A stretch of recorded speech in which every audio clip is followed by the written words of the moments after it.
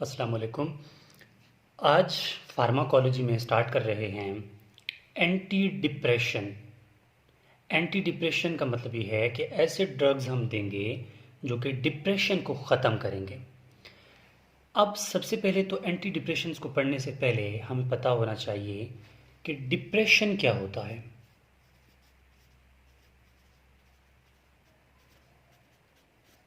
Depression depression की जो proper definition है ना, तो वो कहती है कि disturbance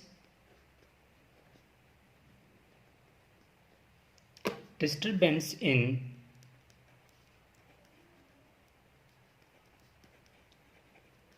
daily routine, disturbance in daily routine such as sleep, appetite, mood, ठीक है, मूड एंड बिहेवियर। तो इसको क्या बोलते हैं? डिप्रेशन।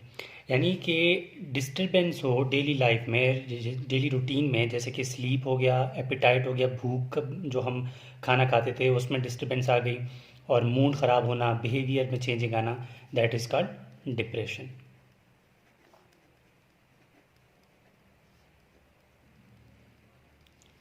इसको बोलते हैं डिप्रेशन। अब जो है डिप्रेशन को हम किन ड्रग से ठीक कर सकते हैं और कैसे ठीक कर सकते हैं, अगर वो ड्रग्स देंगे तो वो ड्रग्स क्या काम करेंगे, ओवरऑल सबको देखेंगे। ये तो है डिप्रेशन, लेकिन डिप्रेशन होती क्यों है? ठीक है, तो इसके लिए आए थे कुछ थ्योरीज।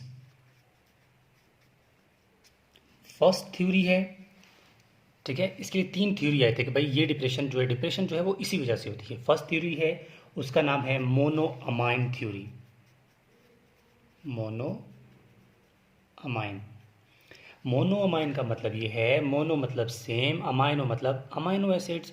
ऐसे अमाइनो एसिड्स जो कि ऐसे न्यूरो ट्रांसमीटर्स बनाते हैं जो कि एक अमाइनो एसिड से बनते हैं, उनकी डेफिशिएंसी की वजह से डिप्रेशन होती है, ये फर्स्ट थ्योरी कहती है। अब वो कौन से मोनोअमाइंस जो न्यूरो ट्रांसमीटर्स हैं, इनमें से एक है सेरोटोनिन। सेरोटोनिन सेकंड है नॉर एपिनेफ्रिन।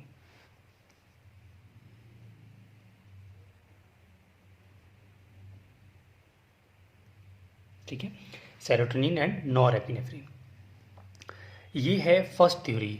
सेकंड थ्योरी जो है वो कहती है, उसका नाम है neuro endocrine. Neuro endocrine theory या हाइपोथेसिस। ठीक है, इसको आप थ्योरी भी कह सकते हैं और हाइपोथेसिस भी कह सकते हैं।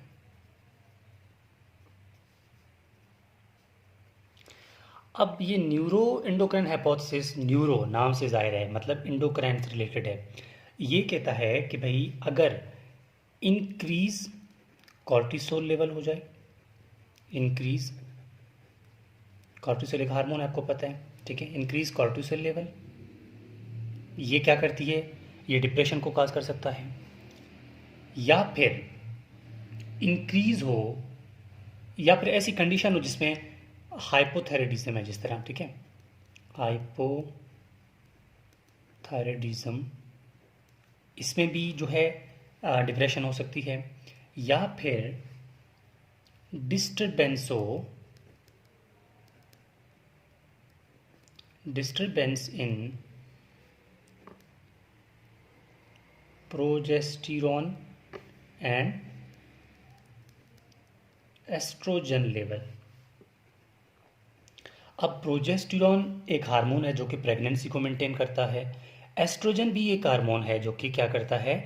एस्ट्रोजन फीमेल्स में, ठीक है, और ये फीमेल्स करेक्टरिस्टिक पैदा करता है ये एस्ट्रोजन। जिस तरह फीमेल्स की आप मसल्स देखें, आप उनकी वॉइस देखें, उनके बियर्ड नहीं होती है, ठीक है, मतलब फीमेल्स में फीमेल करेक्टरिस्टिक इस एस्ट्रोजन की वजह से। अच्छा, ये तो हो गया सेकंड हाइपोथेसिस। वो कहता है कि कॉर्टिसोल लेवल इंक्रीज हो जाए, या फिर हाइपोथायराइडिज्म, या फिर ये कंडीशंस हो जाएं, तो इनमें क्या होता है? डिप्रेशन हो जाती है।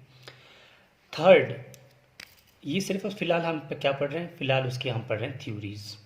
थर्ड, थर्ड जो है उसका नाम है न्यूरोट्रॉपिक हाइपोथेसिस। न्यूरोट्रॉपिक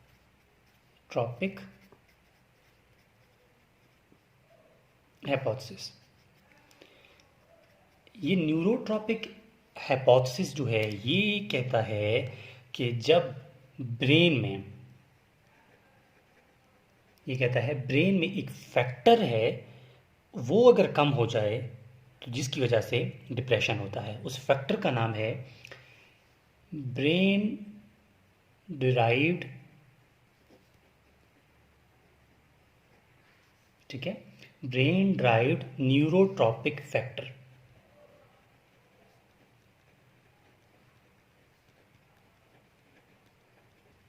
ठीक है, ब्रेन ड्राइव्ड न्यूरोट्रॉपिक फैक्टर्स। आप ब्रेन ड्राइव न्यूरोट्रॉपिक फैक्टर्स की मैं आपको सिंपल एक एग्जांपल दे दूं तो आपने अक्सर फिल्मों में देखा होगा, क्या होता है कि पेशेंट को वो लोग एक रूम में ले जाते हैं, उनको उनके मुंह में एक पट्टी नुमा, ठीक है, वो रख देते हैं, और पेशेंट की जो हेड रीजन है ना, जो इसका फ्रंटल लोब है, जिसे वहाँ पर क्या करते हैं, एक मतलब एक ओवरऑल एक मशीन की से कनेक्ट करके उसको ना इलेक्ट्रिकल शॉक देते हैं। ठीक है, वो भी किस लिए, ताकि ये ब्रेन ड्राइव फैक्टर जो है ना वो इंक्रीज हो जाए और मतलब लिमिट उसकी बराबर हो और डिप्रेशन जो है वो कम हो जाए। ये तीन फैक्टर्स हैं, तीन थ्योरीज हैं जिसकी वजह से कहा गया है कि डिप्रेशन इन्हीं की वजह से होती है। अब तक सिर्फ हमने ये देखा कि डिप्रेशन क्या है, कैसे होती है। अब देखेंगे कि डिप्रेशन को ठीक कैसे किया जाता है। ठीक है, अब क्लासिफिकेशन करेंगे ड्रग्स की। क्लासिफिकेशन, ठीक है, ऑफ ड्रग्स। इस क्लासिफिकेशन की ड्रग्स करने से पहले यहाँ पर मैं आपको ये बता दूँ, ये थ्योरीज तो डिफरेंट हैं, लेकिन ये थ्योरीज किस बेस्ड पे हैं, लाजमी बात है यहाँ पर न्यूरोट्रांसमीटर ही काम करेंगे, एक नर्व से दूसरे नर्व, आप सिंपल अल्फाज में समझ लें, कुछ केमिकल्स काम करेंगे। अगर एक न्यूरॉन ये है, दूसरा न्यूरॉन ये है, तो लाजमी बात है ये एक न्यूरॉन है, सिग्नल यहाँ से यहाँ ट्रांसफ़र हो या यहाँ से यहाँ ट्रांसफ़र हो, तो इनके दरमियान कोई केमिकल तो काम करेगा ना। ठीक है, उसी केमिकल्स की वजह से उनकी इम्बैलेंस, उनकी प्रॉब्लम, उनकी वजह से ही तो डिप्रेशन हो रही है। अब उन दोनों केमिकल्स का नाम क्या है, या तो वो सेरोटोनिन होगा या फिर होगा नॉर एपिनेफ्रिन होगा। इन दोनों बातों को नहीं बोलना है, या होगा सेरोटोनिन या होगा नॉर एपिनेफ्रिन। चलो अब आगे जाते हैं। अब सबसे पहले ड्रग्स की क्लासिफिकेशन में मैं यहाँ पर लिख देता हूँ नंबर 1। नंबर 1 क्लासिफिकेशन में मैं लिखूँगा SSRI। SSRI का मतलब है सेलेक्टिव, ये मैं लिख देता हूँ, selective serotonin reuptake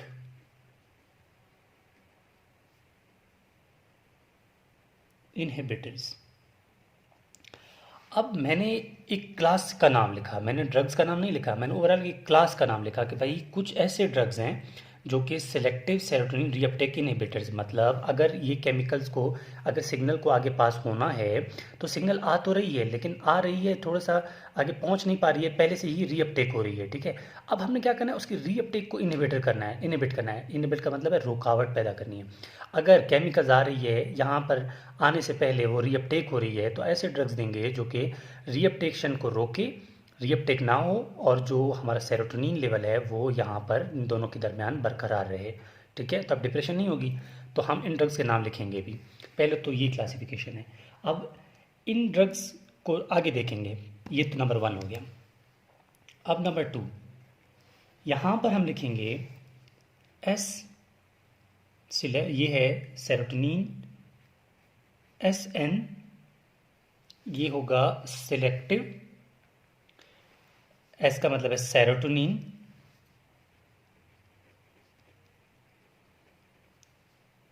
nor epinephrine,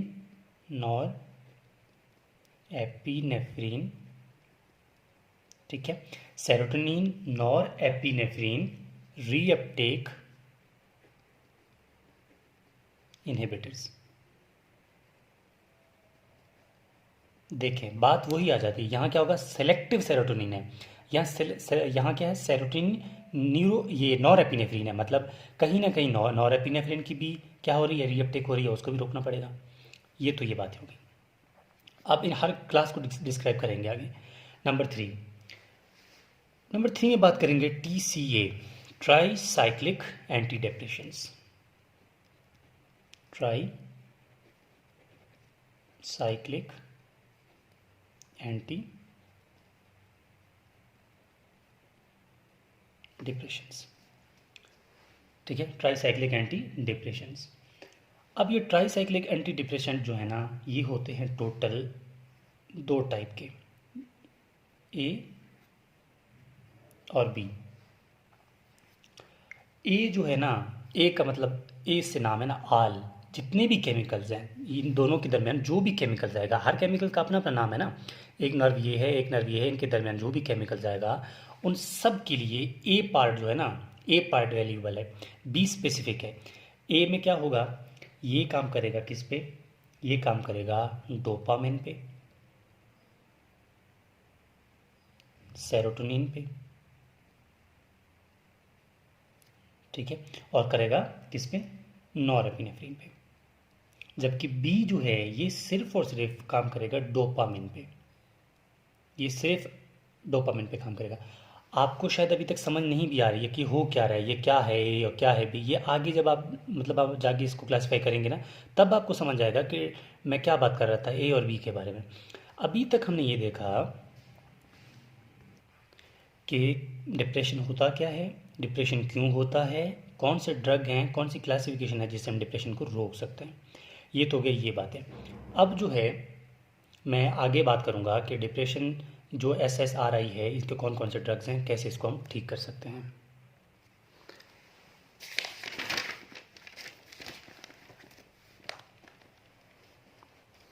अब हम बात करेंगे 1 by 1 क्लासिफिकेशन जो हमने पहले की थी उनकी डिटेल पे। सबसे पहले हमारा ड्रग का क्या था क्लासिफिकेशन का, नंबर 1, उसमें हमने पढ़ा था SSRI, सिलेक्टिव सेरोटोनिन इनहिबिटर्स।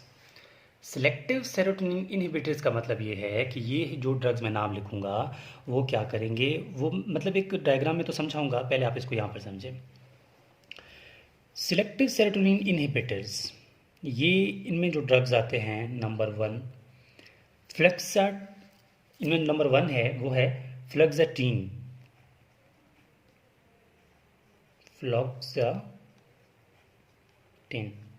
फ्लक्साटीन है। नंबर 2 इसमें आता है एसिटेलोप्राम, एसिटेलोप्राम।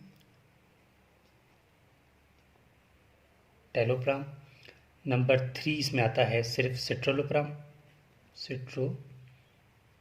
सिट्रालोप्राम, ठीक है। और नंबर 4 आता है इसमें पैरोक्सालीन, इनको याद रखने के लिए फुल रट्टा लगाना पड़ेगा, इसके लिए कोई स्पेसिफिक ट्रिक नहीं है, कोई इसमें वो नहीं है, आपको इसकी प्रैक्टिस करनी पड़ेगी तभी जाके कुछ ना कुछ होगा। रट्टा है, ड्रग्स का नाम रट्टा है, इसके लिए कोई भी वो आप नहीं कह सकते हैं। इसके अलावा फ्लक्साटिलीन है, एसिटेलोप्राम, सिट्रोलोप्राम एंड प्रोक्सालीन। नंबर 5 इस पे है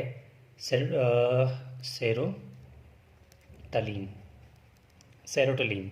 ये ड्रग्स आते हैं SSRI में।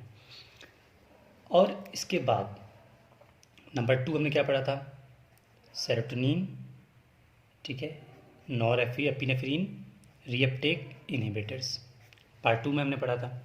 इनमें कौन से ड्रग्स आते हैं, इनमें पहला है वेनलाफैक्सिन,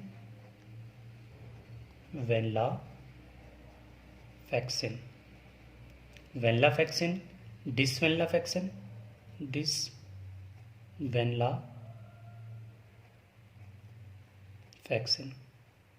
और जो थर्ड है वो है डेलनेक्सलिन।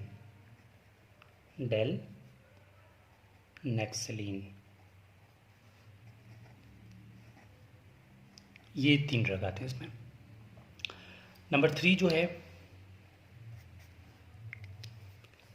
नंबर 3 में आता है कौन से, tricyclic anti depressions, TCA।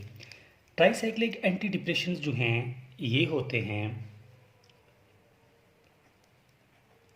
ट्रेप्टालिन number 1। Second है एमिट्रेप्टालिन,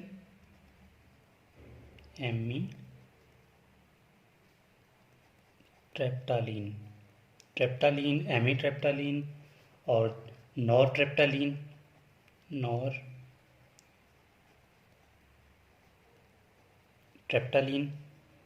नंबर 4 है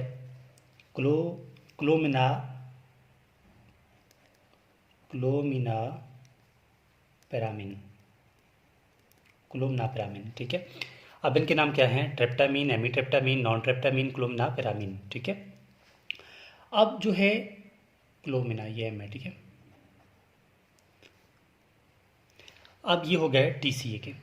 अब जितने भी हमने पीछे पढ़े हैं ना, SSRI, serotonin reuptake inhibitors, TCA, अब तो सिर्फ हमने नाम पढ़े हैं कि भाई ये जो है ड्रग्स हम काम करते हैं। अब ये देखेंगे कि ये ड्रग कैसे काम करते हैं। अगर आप मतलब डॉक्टर है, लाजमी बात है, अगर कोई पेशेंट आपके पास आता है, आप उसको एसिटालोप्राम दे देते हैं या फिर आप उसको ट्रेप्टालिन दे देते हैं या कोई भी इनमें से ड्रग दे देते हैं, तो आपको एटलीस्ट पता हो कि वो ड्रग आपकी बॉडी में क्या करेगा। तो उसका मोड ऑफ एक्शन या मैकेनिज्म कह सकते हैं, मैकेनिज्म्स ऑफ दीज ड्रग्स। हमने क्या बोला, इनके नाम से याद रखना है आपने। सेरोटोनिन, ठीक है, सेलेक्टिव सेरोटोनिन रीअपटेक इनहिबिटर, यहाँ पर भी रीअपटेक इनहिबिटर्स, ठीक है। अब ये जितने भी हैं ना, ये क्या से कैसे काम करेंगे वो अब आपने गौर से देखना है, क्योंकि सारा फंडा यहीं पर है। सबसे पहले तो ये है हमारे पास एक न्यूरॉन, ठीक है। न्यूरॉन का शेप इस तरह का होता है कुछ, ठीक है। ये हमारे पास एक क्या है, न्यूरॉन है।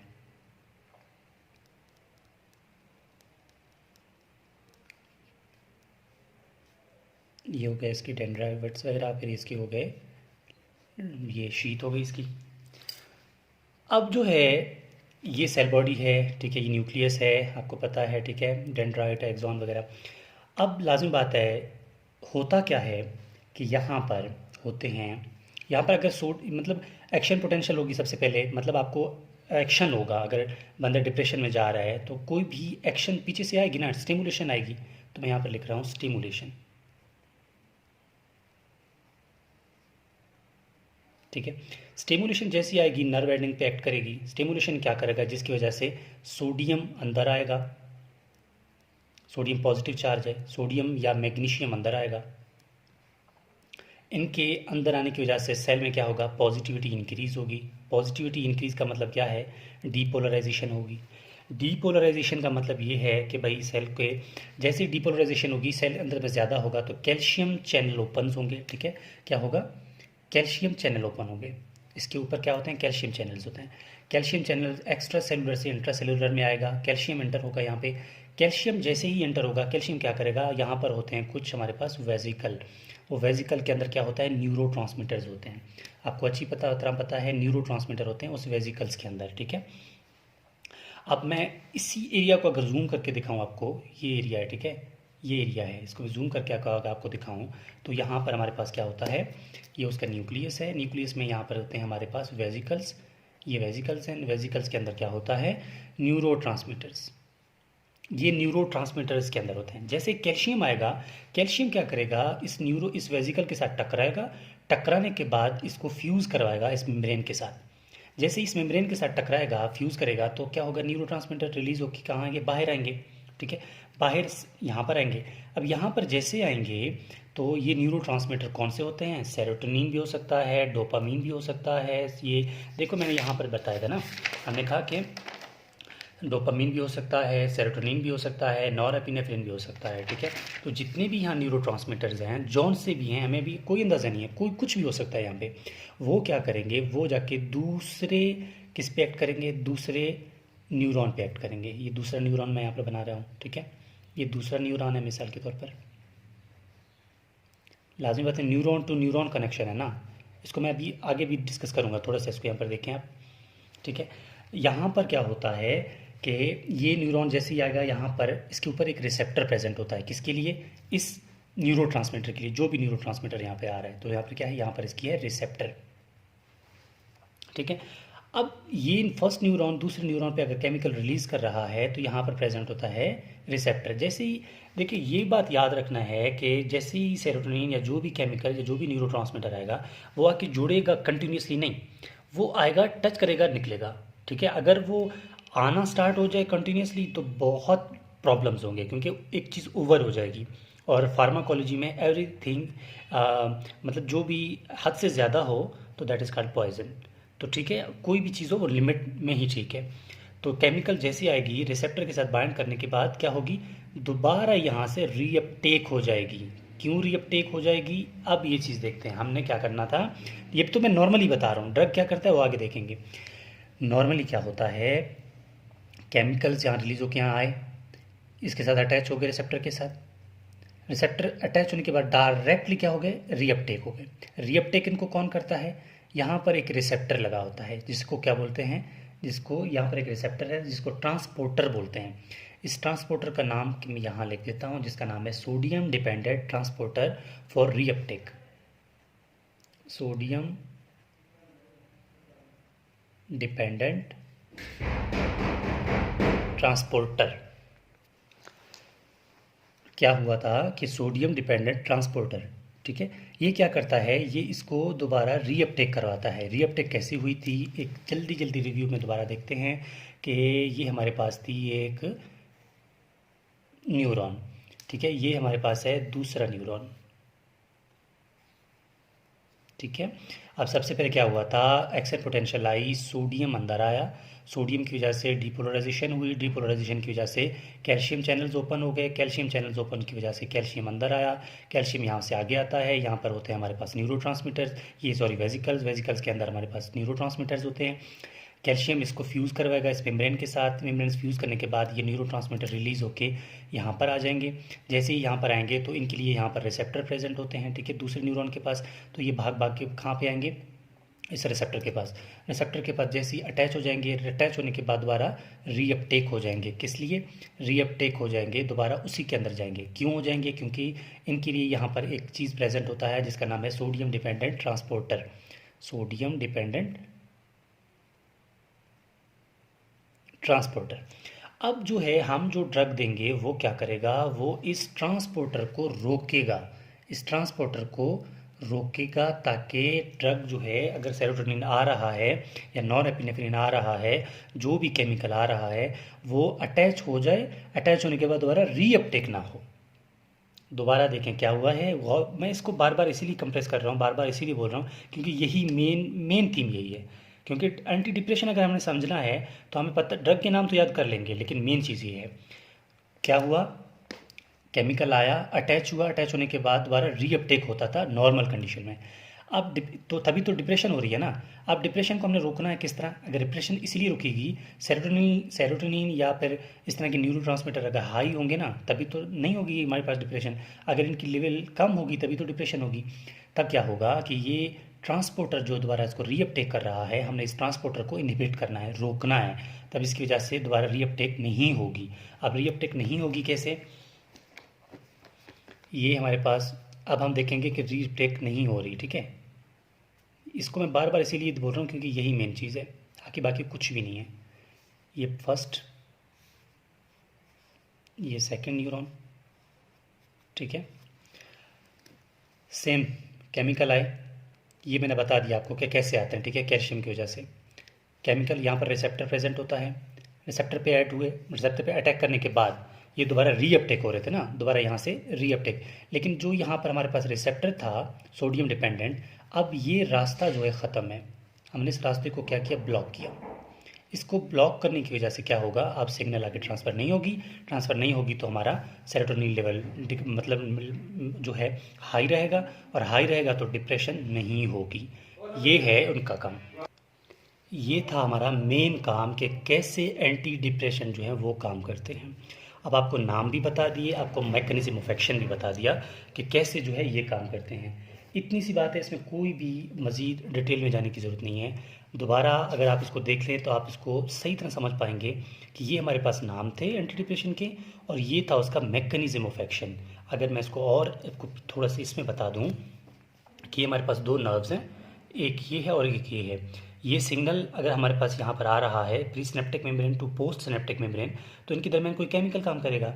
अगर ये केमिकल यहाँ पर आ रहा है, मिसाल के तौर पर ये हमारा केमिकल है, ये केमिकल यहाँ पर आया है, यहाँ पर अटैच होने के बाद ये दोबारा रीअपटेक हो रहा था, ठीक है। हमने क्या किया कि हमने कोई ऐसा ड्रग दे दिया, उस ड्रग क्या करेगा, इसको दोबारा रीअपटेक होने नहीं देगा। ये रीअपटेक के लिए जाए भी ना तो इसके लिए कोई रिसेप्टर प्रेजेंट ही नहीं है, मतलब उसको हमने ब्लॉक किया हुआ है, तो ये रीअपटेक नहीं होगा, ये यहाँ पर रुक जाएगा। जब ये यहाँ पर रुक जाएगा, सेरोटोनिन लेवल इंक्रीज हो जाएगा, तो डिप्रेशन नहीं होगी बंदे को। दैट मतलब मेन चीज़ यही है कि डिप्रेशन जो है कैसे इसको हम कंट्रोल कर सकते हैं।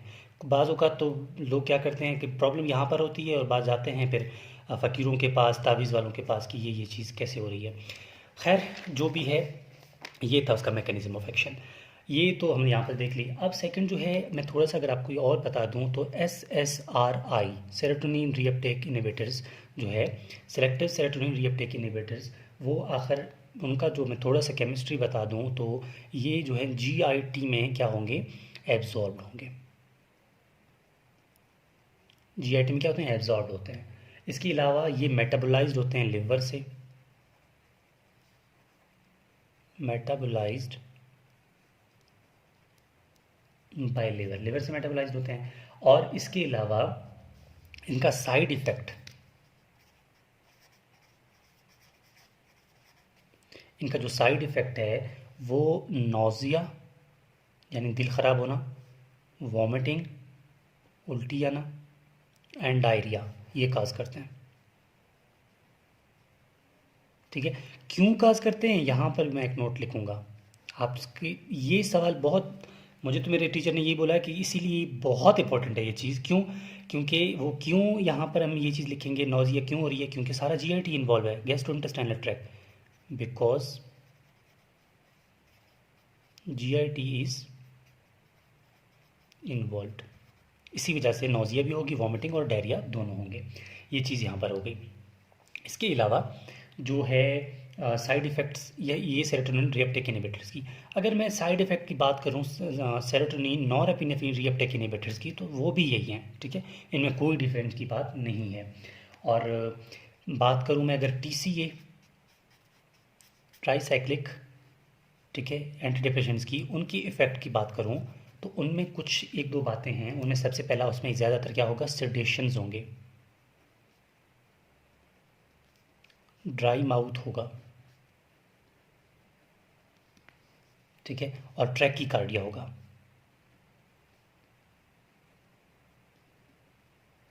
ठीक है, ट्रैकीकार्डिया होगा। ये होंगी इसकी ट्राईसाइक्लिक इफ़ेक्ट की। अब मैं क्लासीफाई किया था मेन ड्रग्स को किस में, 3 कैटेगरी में, ठीक है। असल में ये 3 कैटेगरी नहीं है, इसको हम 2 और कैटेगरी में भी ले जा सकते हैं, लेकिन मेन कैटेगरी यही थी। अगर मैं उन 2 मेन कैटेगरी की और भी आपको बात बता दूं, जो कि मैंने यहाँ नहीं लिखे। क्यों नहीं लिखे, क्योंकि वो ख़ास नहीं थे, इसीलिए मैंने यहाँ नहीं लिखे, लेकिन फिर भी मैं यहाँ पर डिस्कस कर देता हूँ ताकि आपको पता हो कि वो भी इसी में आ जाते हैं, ठीक है। तो नंबर 4 करके मैं लिख रहा हूँ यहाँ पे। नंबर 4 में ड्रग आते हैं जो कि एंटी डिप्रेशेंट हैं, वो है H2 एंटागोनिस्ट। H2 एंटागोनिस्ट का मतलब ये है हिस्टामीन से रिलेटेड है, ठीक है। और 5 ये क्या है, ये है एटिपिकल ड्रग्स। ये कुछ ख़ास तो नहीं है, लेकिन फिर भी मैं इनको दिख लेता हूँ, क्योंकि अगर मुझे मौका मिला तो मैं नेक्स्ट वीडियो इन पे थोड़ा बहुत बात करूँगा कि ये क्या क्या होते हैं। बाकी जो हमारा मेन काम था वो हो गया। हमारा मेन काम था सेरोटोनिन को कैसे काम करता है, कौन कौन से ड्रग थे। इसके अलावा जो है, ये जितने भी मैं काम कर रहा हूँ, इनके स्पेसिफिक नोट्स जो यहाँ बन रहे हैं, ठीक है, वो आप स्टूडेंट्स को मिल जाएंगे। क्यों, क्योंकि मैं इनको अभी अपने सेपरेट साथ रखूँगा, ताकि जो भी मैं काम कर रहा हूँ तो वो एक नोट्स बन जाए स्टूडेंट्स के लिए। उन नोट्स को हासिल करने के लिए आप मुझे व्हाट्सएप से कांटेक्ट कर सकते हैं 031580439115। तो आप मुझे व्हाट्सएप से मैसेज कर सकते हैं इन नोट्स के लिए। और इसके अलावा जो मेरा चैनल है, ये सिर्फ़ और सिर्फ फार्माकोलॉजी के लिए नहीं, इसके लिए आप anatomy, physiology, biochemistry, embryology, histology, general anatomy, gross anatomy, जितने भी आप क्या समझते हैं कि first year, second year, third year के सब्जेक्ट्स हैं, इवन कि माइक्रोबायोलॉजी, तो उनमें आपको यहाँ पर लेक्चर्स मिल जाएंगे। आप प्ले लिस्ट चेक किया करें। So this is whole about कि एंटी डिप्रेशन क्या होता है, एंटी डिप्रेशन ड्रग्स क्या हैं, कैसे काम करते हैं और इनको कैसे ठीक किया जा सकता है। फिर भी अगर मैं कहूँ कि कुछ भी ना आता हो तो इन मैकेनिज़्म को लाजमी याद रखना है, क्योंकि यही मेन चीज़ है कि कैसे ये मैकेनिज़्म काम करता है। So thank you so much.